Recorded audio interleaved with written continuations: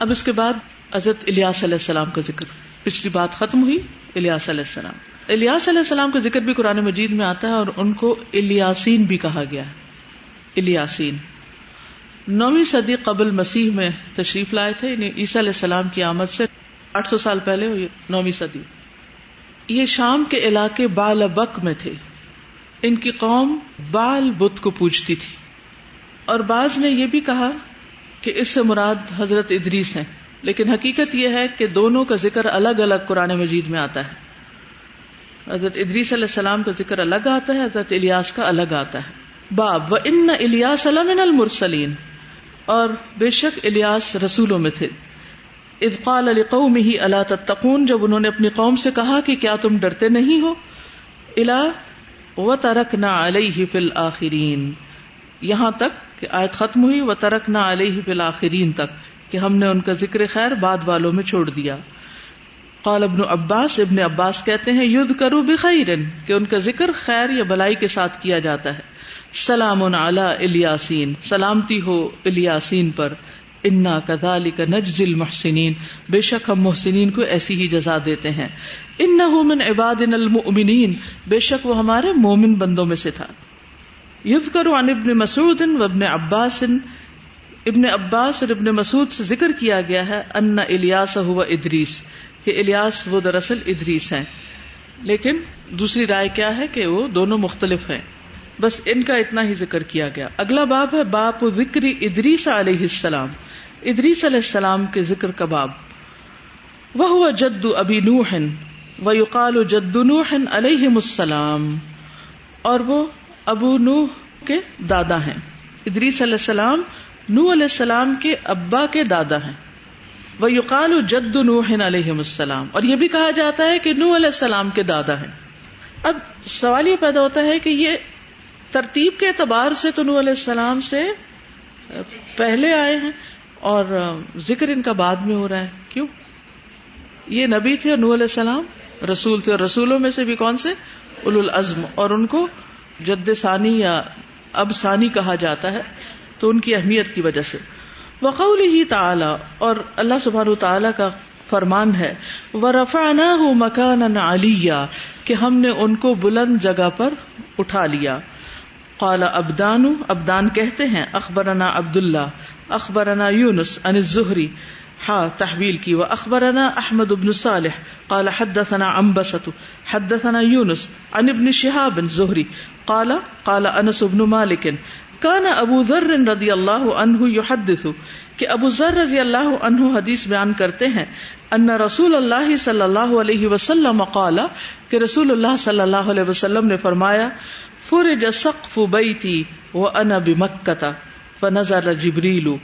Fridge کھولا گیا، سقف بیتی میرے گھر کی چھت، وانا بمکہ تھا اس حال میں کہ میں مکہ میں تھا، یعنی جب میں مکہ میں قیام پذیر تھا تو ایک رات میرے گھر کی چھت کھل گئی. فنظر جبریل، تو جبریل اترے. ففرج صدری، تو انہوں نے میرا سینہ شق کیا، کھولا. ثم غسلہ بماء زمزم، پھر اس کو زمزم کے پانی سے دھو ڈالا. ثم جاء بطست من ذهب، پھر وہ سونے کا ایک تھال لائے. ممتلئ حکمتا و ایمانا، جو بھرا ہوا تھا حکمت اور ایمان سے. فافرغها فی صدری، تو اسے میرے سینے میں انڈیل دیا. ثم اطبقہ، پھر سینہ جوڑ دیا. ثم اخذ بیدی، پھر میرا ہاتھ پکڑا. فعرج بی الی السماء، پھر وہ مجھے آسمان کی طرف لے گئے. فلما جاء الی السماء الدنیا، پھر جب وہ آسمانی دنیا پر تشریف لائے. قال جبریل، تو جبریل نے کہا لخازن السماء، آسمان کے داروغہ سے، چوکیدار سے. افتح، کھولو. قال من ھذا، کہا یہ کون ہے؟ قال جبریل، کہنے لگے کہ جبریل. قال معک احد، تمہارے ساتھ کوئی اور بھی ہے؟ قال معی محمد، وہ بولے میرے ساتھ محمد ہیں صلی اللہ علیہ وسلم.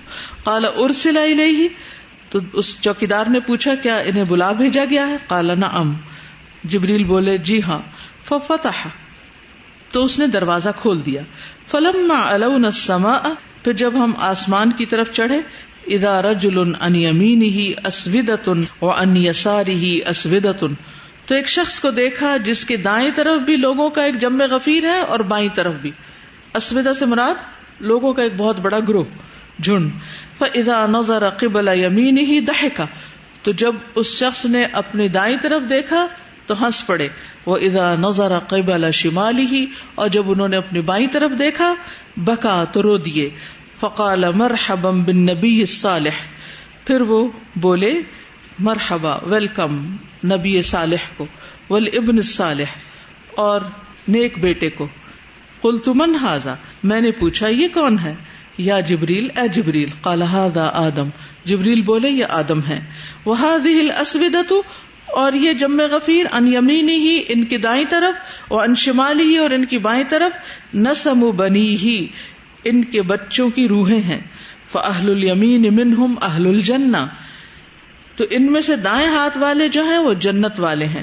والاسودۃ التی عن شمالہ اہل النار، اور وہ گروہ جو ان کے بائیں ہاتھ کی طرف ہے وہ آگ والے ہیں. فاذا نظر قبل یمینہ ضحک، پھر جب وہ دیکھتے ہیں اپنی دائیں طرف تو ہنس پڑتے ہیں. واذا نظر قبل شمالہ بکا، اور جب وہ بائیں طرف دیکھتے ہیں اپنے تو رو پڑتے ہیں. ثم عرج بی جبریل، پھر جبریل مجھے لے چڑھے. حتی اتی السماء الثانیہ، یہاں تک کہ وہ دوسرے آسمان پہ آئے.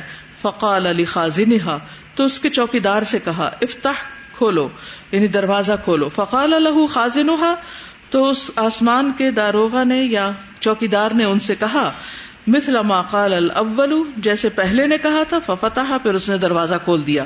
قال انس، انس کہتے ہیں فذکر، تو انہوں نے ذکر کیا انہ وجد فی السماوات، کہ آپ نے پایا آسمانوں میں ادریس و موسیٰ و عیسیٰ و ابراہیم، ان پیغمبروں کو. کس کس کو؟ ادریس اور موسیٰ اور عیسیٰ اور ابراہیم علیہ السلام کو پایا، یعنی ان سے ملاقات کی. ولم یثبت لی کیف منازلہم، اور اس بات کا ذکر نہیں کیا یا یہ بات نہیں بتائی کہ ان کی جگہیں کیسی تھیں، یعنی وہ کرسی پہ بیٹھے تھے یا نیچے بیٹھے تھے یا کھڑے تھے یا کہاں تھے. غیر انہ ذکر، سوائے اس کے کہ آپ نے اتنا بیان کیا انہ وجد آدم فی السماء الدنیا و ابراہیم فی السادسۃ، کہ انہوں نے آسمان دنیا میں آدم کو پایا اور چھٹے آسمان میں ابراہیم علیہ السلام کو. وقال انس، اور انس کہتے ہیں فلما مر جبریل بادریس، پھر جب جبریل علیہ السلام ادریس علیہ السلام کے پاس سے گزرے، قال مرحبا بالنبی الصالح والاخ الصالح، تو انہوں نے کہا اچھے پیغمبر آئے اور اچھے بھائی، یعنی ادریس علیہ السلام نے بیٹا نہیں کہا بلکہ بھائی کہا. ثم مررت بموسیٰ، پھر میں موسیٰ علیہ السلام کے پاس سے گزرا. فقال مرحبا بالنبی الصالح، تو وہ بولے مرحبا نبی صالح کو، والاخ الصالح، اور نیک بھائی کو. قلت من ھذا، میں نے پوچھا یہ کون ہے؟ قال ھذا موسیٰ، جبریل بولے یہ موسیٰ ہے. ثم مررت بعیسیٰ، پھر میں عیسیٰ کے پاس سے گزرا علیہ السلام. فقال مرحبا بالنبی الصالح والاخ الصالح، تو انہوں نے بھی یہی کہا کہ ویلکم، مرحبا نبی صالح اور صالح بھائی کو. قلت، میں نے کہا من ھذا، یہ کون ہے؟ قال عیسیٰ، بولے عیسیٰ. ثم مررت بابراہیم، پھر میں ابراہیم علیہ السلام کے پاس سے گزرا. فقال مرحبا بالنبی الصالح والابن الصالح، تو انہوں نے کہا کہ مرحبا نبی صالح اور ابن الصالح کو. قلت من ھذا؟ قال ھذا ابراہیم، میں نے پوچھا یہ کون ہے؟ بولے یہ ابراہیم ہے. قال واخبرنی ابن حزم، وہ کہتے ہیں کہ مجھ سے، یعنی ابن شہاب الزہری کہتے ہیں کہ مجھ سے ابو بکر بن حزم نے کہا ان ابن عباس و ابا حیۃ الانصاری کانا یقولان، کہ ابن عباس اور ابو حیہ الانصاری دونوں کہتے تھے. قال النبی صلی اللہ علیہ وسلم، کہ نبی صلی اللہ علیہ وسلم نے فرمایا ثم عرج بی حتی ظہرت لمستوى اسمع صریف الاقلام، پھر مجھے اوپر لے جایا گیا اور اوپر چڑھایا گیا یہاں تک کہ میں پہنچا، ظاہر ہو گیا، لمستوى، ایک ہموار جگہ پر، اسمع، میں سن رہا تھا، صریف الاقلام، قلموں کے پھرنے کو، یعنی قلموں کے چلنے کی آواز کو، قلم کے لکھنے کی آواز میں نے سنی. قال ابن حزم و انس بن مالک، ابن حزم اور انس بن مالک نے کہا قال النبی صلی اللہ علیہ وسلم، نبی صلی اللہ علیہ وسلم نے فرمایا ففرض اللہ علی 50 صلاۃ، تو اللہ تعالیٰ نے مجھ پر 50 نمازیں فرض کر دی. فرجعت بذلک، تو میں ان کے ساتھ لوٹا، حتی امر بموسیٰ، یہاں تک کہ میں موسیٰ کے پاس سے گزرا.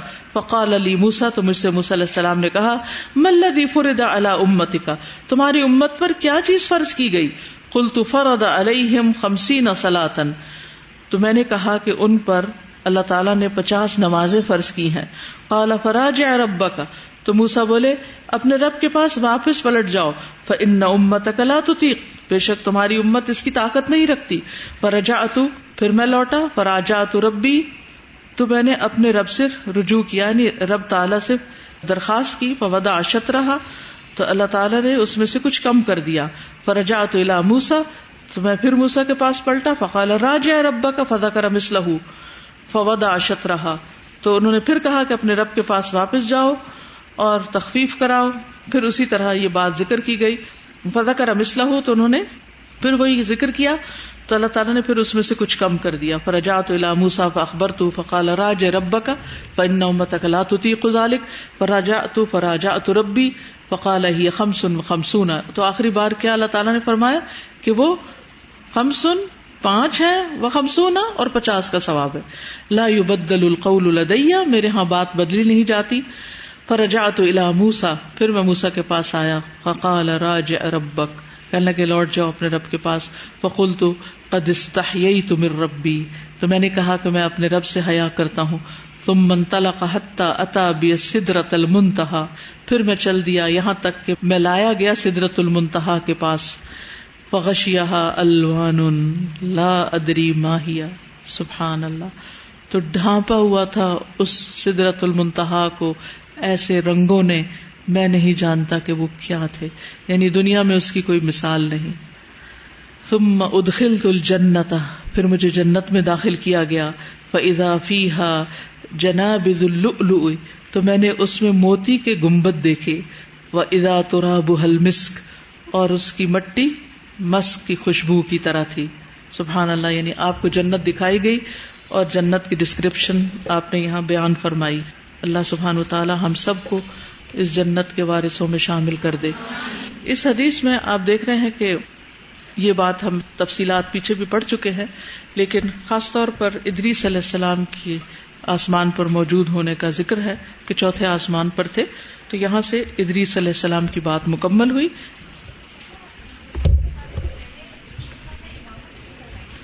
جی ہاں، وہ وہاں بھی لے جائے گئے. اصل میں کہیں اختصار ہوتا ہے اور کہیں تفصیل ہوتی ہے.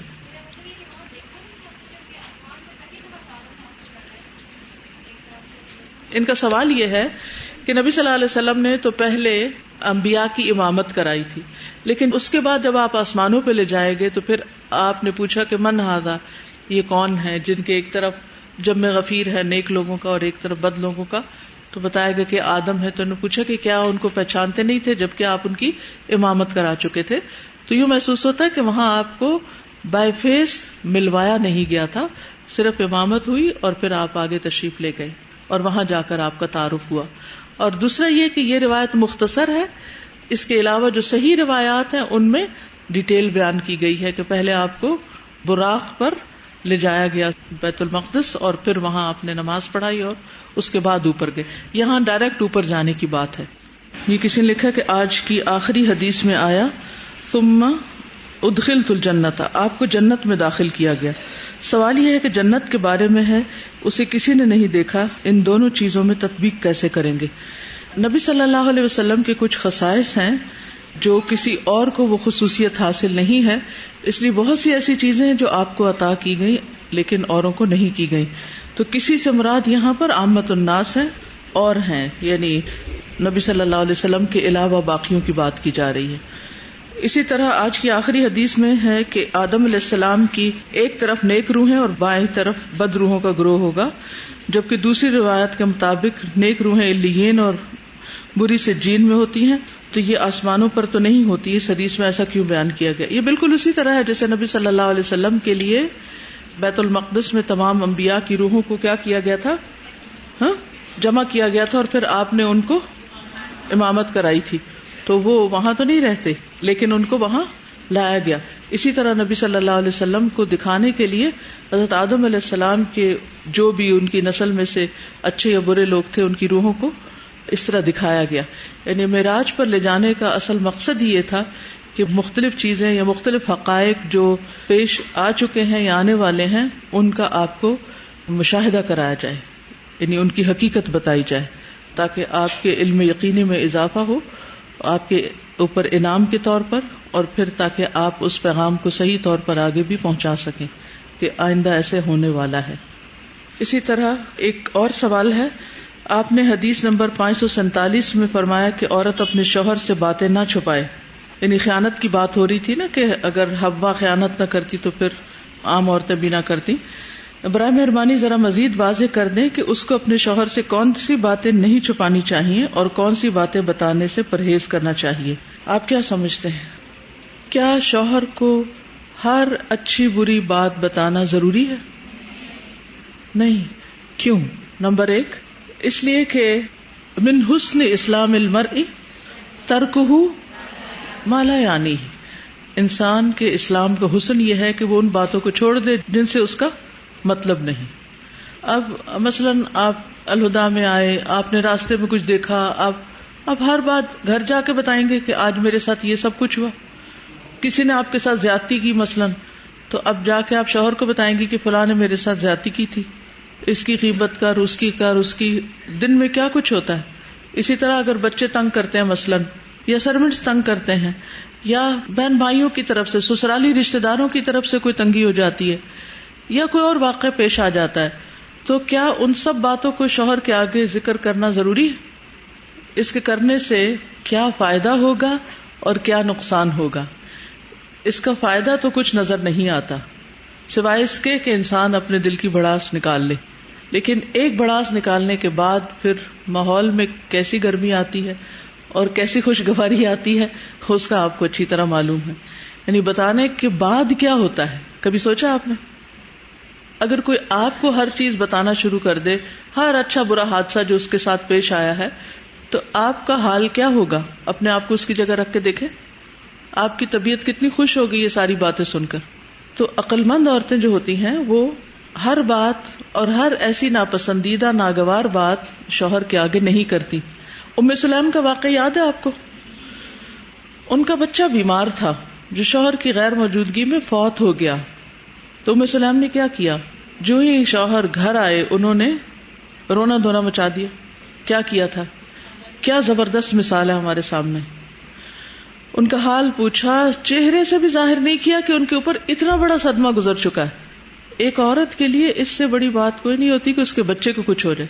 اپنے آپ کو اس جگہ رکھ کے دیکھیں، اگر آپ کے بچے نہیں ہیں تو کسی عزیز پیارے کو رکھ کے دیکھیں کہ اگر اس کی وفات آپ کے سامنے ہو جائے تو آپ کا حال کیا ہوگا، آپ کے دل کا حال کیا ہوگا، آپ کے چہرے کا حال کیا ہوگا، آپ کے کام کاج کیسے ہوں گے۔ صرف امیجن کر لیں۔ یعنی یہ چھوٹا سا شوق، یہ چھوٹی سی تکلیف نہیں تھی، بہت بڑی تکلیف تھی، لیکن انہوں نے اس کو کس طرح چھپایا، ظاہر ہی نہیں ہونے دیا، اور بچے کو کپڑے سے ڈھانک دیا، حالانکہ اس کے جنازے کی بھی فکر کرنی تھی، اس کے دفنانے کی بھی، ساری چیزوں کی۔ یہ کتنی عقل مند خاتون تھی کہ میرا شوہر گھر آیا ہے اور مجھے کیا کرنا ہے اس کے ساتھ، اس کی تھکاوٹ اتارنی ہے، اس کو کھانا کھلانا ہے، اس کی ضرورت پوری کرنی ہے، اس کے ساتھ حسن معاملہ کرنا ہے۔ کیونکہ حقیقت یہ ہے کہ عورت کو اللہ سبحانہ وتعالیٰ نے ایک ایسی ہستی بنایا ہے کہ جو بچوں کے لیے بھی ایک سایہ ہوتی ہے، ایک بچوں کے لیے بھی سکون کا باعث ہوتی ہے، اور اس سے بڑھ کر شوہر کے لیے۔ عورت کے اس طرز عمل کی وجہ سے گھر جنت بنتا ہے، اور اگر عورت شوہر کو پریشان کرنا شروع کر دے تو نتیجہ کیا ہوتا ہے، نقصان کیا ہوگا؟ دوسرا، شوہر پریشان ہوگا، وہ اپنی پریشانی کا اظہار کہاں کرے گا؟ یا اپنی بیوی کے سامنے ہی کرے گا، اس کے ساتھ رویے میں فرق آئے گا، غصے میں آئے گا، فرسٹریشن میں آئے گا، ڈپریشن میں آئے گا، کچھ بھی ہو سکتا ہے۔ یا پھر اس کا ذکر اپنے دوستوں سے کرے گا جو گھر کی باتیں باہر جائیں گی، یا پھر وہ اس کا ذکر اپنے ماں باپ اور بہن بھائیوں سے کرے گا۔ جب وہ اپنے ماں باپ اور بہن بھائیوں سے کرے گا تو پھر نقصان کیا ہوگا، پھر کیا نتیجہ نکلے گا؟ آپ میں سے اگر کوئی ماں ہو تو وہ سوچ سکتی ہے کہ اگر اس کا بیٹا آ کر اس سے اپنی بیوی کی شکایت کرے تو پھر کیا ہوگا؟ ماں کا دل کیسے ہوگا؟ خوش؟ کیسی پریشانی اس کو لاحق ہوگی؟ پھر اگر ساس جو ہیں وہ پریشان ہو گئی اور وہ پریشان ہوگی تو پھر وہ کس کو آگے بتائیں گی؟ جا کے وہ شوہر کو بتائیں گی کہ بیٹے کا گھر خراب ہو رہا ہے مثلاً، وہ خوش ہو جائیں گے، وہ بہو کی عزت کریں گے، وہ بہو سے محبت کریں گے؟ نہیں، پھر آگے کیا ہوگا؟ یا پھر کچھ اور لوگ بیچ میں انوالو ہو جائیں گے. تو اس سے نقصان یہ ہوتا ہے کہ انسان کا اپنا ہی ماحول خراب ہو جاتا ہے.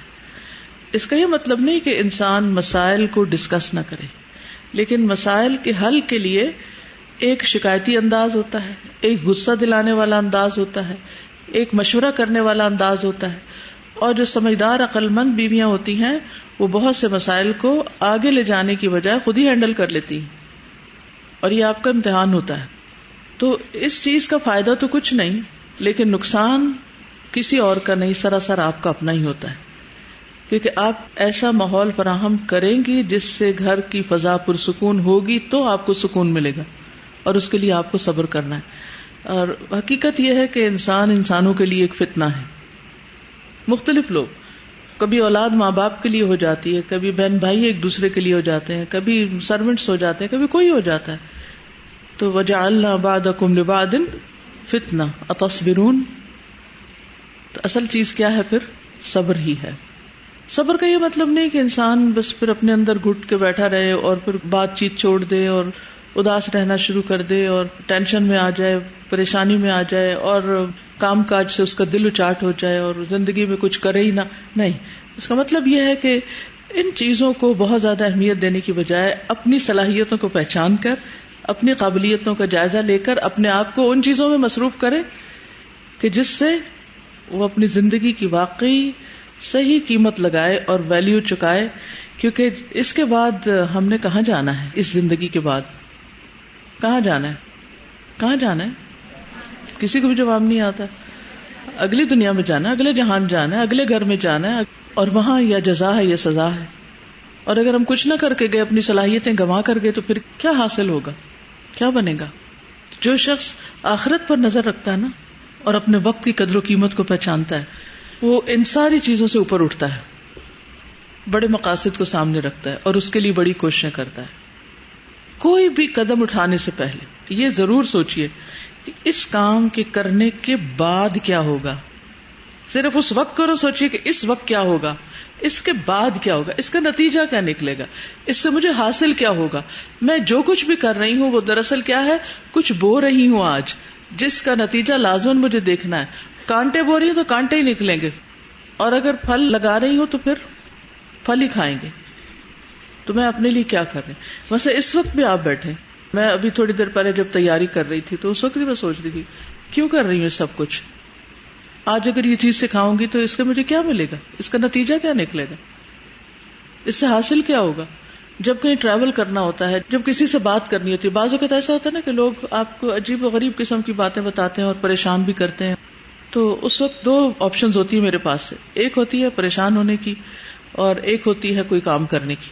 تو میں ہمیشہ دوسری کو لیتی ہوں کہ میں اٹھ کے کچھ کر لوں. جب بھی کوئی ایسی بات سنتی ہوں، اور عام لوگوں کے مسائل تو گھر کے اندر ہوتے ہیں نا، اللہ کا شکر ہے اللہ نے مجھے ان سے بچایا ہوا ہے، لیکن باہر کے لوگ پریشان کرتے ہیں. بہت سے ایسے لوگ ہیں جن کو دین کا کام کرنا اور یہ سب کچھ کرنا بہت تکلیف دیتا ہے. تو وہ آئے دن کوئی نہ کوئی مسئلہ اٹھائے رکھتے ہیں، کوئی کہیں سے کوئی بات اٹھا لیتے ہیں، کوئی کہیں سے کوئی کسی طرح کی، کوئی کسی طرح کی، اور اذیت دینے کی کوشش کرتے ہیں. اور مجھے پتا ہوتا ہے یہ شیطان کا حملہ ہے. کل صبح بھی ایسے ہی ہوا. صبح اٹھ کے جب انسان اپنے نماز روزہ سے فارغ ہو کے جب پڑھنے بیٹھتا ہے، اپنے کام کاج کو شروع کرتا ہے، اسی طرح کی کسی نے مجھے میرے ہی کسی لیکچر میں سے کوئی بات اٹھا کے ایک ویڈیو بنا کے اس کے اوپر ایک اور تردید اور معلوم نہیں کیا کچھ تبصرہ تذکرہ کر کے تو وہ مجھے بھجوائی کہ فلاں آپ کے بارے میں یہ کہہ رہے ہیں. ایک دفعہ میں نے سنی تو تھوڑی ایسی جیسے ایک گرد آتی ہے نا، تو تھوڑی سی طبیعت کے اوپر برا گزرتا ہے، لیکن اس کے فوراً بعد میں نے ذکر کیا، وہاں سے اٹھی اور جا کے قرآن پڑھنا شروع کر دی. اور الحمدللہ اس کے بعد دوسری دفعہ اس چیز کا کوئی اٹیک یا اثر یا تکلیف یا کچھ بھی نہیں ہوا مجھ پر. یعنی جسے کہتے ہیں نا کہ جیسے وہ چیز ایگزسٹ ہی نہیں کرتی میرے لیے. اور اگر میں اس کو سنجیدگی سے لے لوں تو شاید میں پڑھانے بھی نہ آ سکوں. ہمیشہ اگر کوئی بھی تنقید کرتا ہے، غلطی ہے تو استغفار کریں، اصلاح کریں، اور اگر غلطی نہیں ہے تو اللہ کی تعریف کریں اور اپنا کام کریں. کیونکہ میرے پاس وقت نہیں ہے کہ میں اپنا آپ ان فضول باتوں میں گنواؤں. کسی بھی قسم کی الجھنوں میں، جھگڑوں میں، لڑائیوں میں، غیبتوں میں، شکایتوں میں اگر آپ کہیں بھی پڑے ہوئے ہیں تو اپنے آپ کو ضائع کر رہے ہیں اور شیطان آپ کے پیچھے لگا ہوا ہے کہ آپ کو ضائع کر دے. اس سے آپ نے اوپر اٹھنا ہے, تب آپ کچھ کر سکیں گے.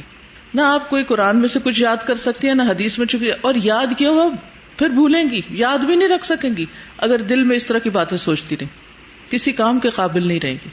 تو اس لیے بہت ضروری ہے کہ اپنی قیمت پہچانیں کہ آپ کو اللہ نے کس کام کے لیے کیوں پیدا کیا ہے, اور آپ کے کرنے کا کام کیا ہے, اور آپ ہر کانٹے میں نہیں الجھیں گے. تقویٰ کی تعریف کیا تھی جو ابی بن کعب نے حضرت عمر کو بتائی تھی؟ خاردار جھاڑیوں میں سے گزرتے ہوئے کیا کر رہے ہیں؟ یہ دنیا خاردار جھاڑیاں ہیں, کوئی یہ جھاڑی ہے, کوئی یہ جھاڑی, ایک قدم اٹھاتے ہیں وہ کانٹا پھنستا ہے, وہ کبھی کوئی کبھی کوئی کبھی کوئی. کیا کرنا ہے؟ دامن بچا کے چلتے جانا ہے, یعنی اپنی رفتار میں کمی نہیں آنے دینی. جہاں کانٹا الجھا اس کو وہیں نکالا احتیاط کے ساتھ, اور آگے چل پڑے. آگے پھر ایک اور ہوگا, اس کو نکالا, کبھی پاؤں میں چبھے گا, کبھی ٹانگ پہ چبھے گا, کبھی کہیں کبھی کہیں, بس نکالتے جانا ہے اور چلتے جانا ہے حتیٰ یأتیک الیقین, موت تک. زندگی ایک بار ملی, اور یہ کانٹے ہر ایک کے لیے ہیں, صرف آپ کے لیے نہیں ہے, سب کے لیے. ان کانٹوں سے بچتے ہوئے, بچاتے ہوئے, اور خاموشی جو ہوتی ہے نا, بہت سے مسائل کا جواب ہوتی ہے. بہت سی چیزیں خود بخود اپنی جگہ پہ بیٹھ جاتی. آگ کے شعلے کتنے بھی بھڑکیں تو کیا ہوتا ہے, تھوڑی دیر کے بعد واپس بیٹھ جاتے ہیں. گرد اٹھتی ہے تو پھر کیا ہوتا ہے, اٹھی رہتی ہے, اس کو بیٹھنا ہوتا ہے. بادل آتے ہیں تو ان کو جانا ہوتا ہے, پھر سورج چمکتا ہے. تو کوئی بھی جو تکلیف دہ حالات ہیں آپ کے اوپر, یہ ہمیشہ نہیں رہیں گے, ان کا بس ایک وقت ہی گزر جائیں گے. ان کو آسان طریقے سے گزار لیں اور اپنا کام نہ چھوڑیں, ٹھیک ہے نا. اور کون سی باتیں بتانی چاہیے, یہ بھی آدھا سوال کا جواب میں نے دیا اور آدھا نہیں. کون سی بتانی چاہیے؟ اچھی اچھی باتیں بتانی چاہیے, علمی گفتگو کیا کریں. اور ہو سکتا ہے کہ اس کو اتنی دلچسپی نہ ہو تو پھر جانے اس کی کیا دلچسپی, اس کا دل جیتنا ہے تو اس کی دلچسپی کی باتیں شروع کر دیں. اتنا تو پتہ چل ہی جاتا ہے نا جس کے ساتھ بھی آپ رہتے ہیں. اللہ ہی کہ وہ حرام یا غلط چیز پر مبنی ہو تو اس کو آسان طریقے سے انسان ریپلیس کر سکتا ہے, لیکن ادروائز ٹیک اٹ ایزی. جی آپ کچھ کہہ رہے ہیں؟ استاذہ, وہ آج کل ڈرامائی دور اتنا چل رہا ہے نا کہ ہمارے تاثرات اور جس طرح ہم اپنے جذبات کا اظہار کرتے ہیں سارے ڈرامائی ہو گئے. کہ جب بندہ اداس ہو تو اداسی کا اظہار کرنا اسی طرح ہے کہ کام چھوڑ دیں. جیسے اگر دوست کی پریشانی ہو تو اداسی کا سب سے بڑا اظہار یہ ہوتا ہے کہ میں اپنے کام نہیں کر سکی, میں اتنی اپسیٹ ہو گئی تمہاری بات سن کے کہ اپنے کام چھوڑ دیے. تو میں نے اپنے بیہیویئر کو پچھلے سال اس میں آبزرو کیا تھا کہ میں اداس ہو جاتی ہوں کوئی پریشانی سن کے, اور کہ کوئی اور بھی اداس ہو جاتا ہے تو اپنے سارے کام کر کے آ جاتا ہے, اور میں اداس کی اداس بیٹھی رہتی تھی. تو میں نے کہا یہ سیڈ تو نہیں ہے, یہ کوئی اور مسئلہ ہے. تو ان سے میں نے اس کا حل پوچھا کہ آپ سیڈ ہونے کے باوجود پروڈکٹیو کیسے ہیں. تو انہوں نے کہا کہ اللہ نے مجھے اس سال یہ توفیق دی ہے کہ جب میرے پیغام بھاری ہو جاتے ہیں تو میں اپنے کاموں کو, میرا یہ سب سے بڑا ٹارگٹ ہوتا ہے کہ میں اپنے کاموں کو نہ چھوڑوں.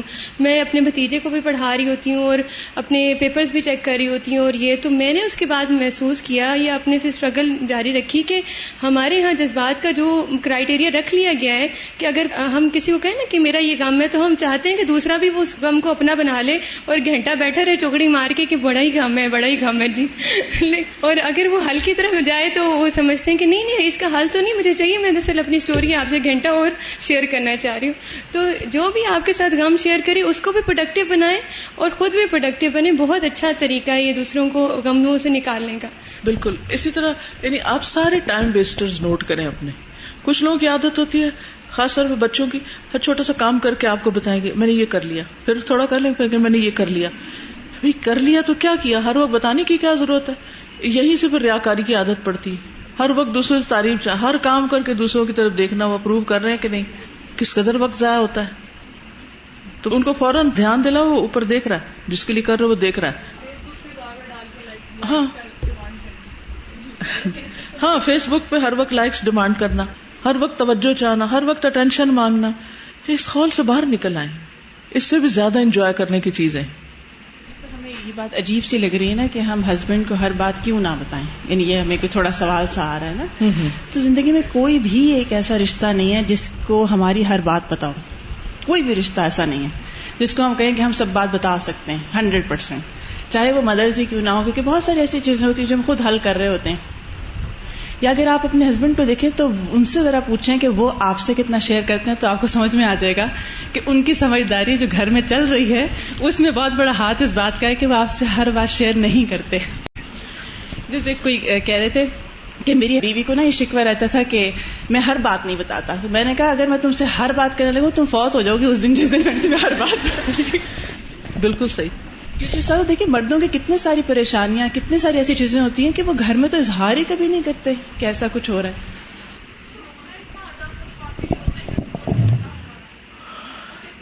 دل مضبوط کرے.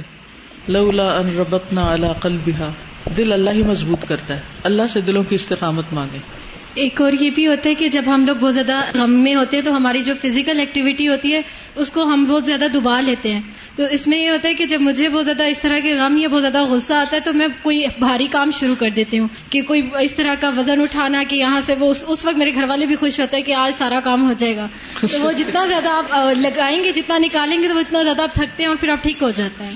اصل میں نا اگر آپ یہ بات سمجھ لینا کہ جو بھی آپ کے اوپر آئی ہے نا کیفیت, ایکسائٹمنٹ کی آئی ہے یا غم کی آئی ہے یا غصے کی آئی ہے یا کوئی بھی آئی ہے, یہ ٹیمپریری ہے. بس اس ٹیمپریری ٹائم کو میں نے کس طرح گزارنا ہے وہ آپ سوچ لیں, ایک دفعہ وہ جان لیں تو بہت سی چیزیں ٹھیک ہو جائیں گی. کیونکہ ہم اتنے حصے کو اس وقت کے صحیح طور پر استعمال نہیں کرنا جانتے, پھر ہم مغلوب ہو جاتے ہیں. اور ہوتا شیطان کا وار ہے, وہ ہم سے کھیلتا ہے, اور پھر جب وہ کامیاب ہو جاتا ہے تو وہ خوشیاں منا رہا ہوتا ہے اور ہم بیٹھے رو رہے ہوتے ہیں. جزاکم اللہ خیرا. سبحانک اللہم و بحمدک, اشہد ان لا الہ الا انت, استغفرک و اتوب الیک. السلام علیکم و رحمۃ اللہ وبرکاتہ.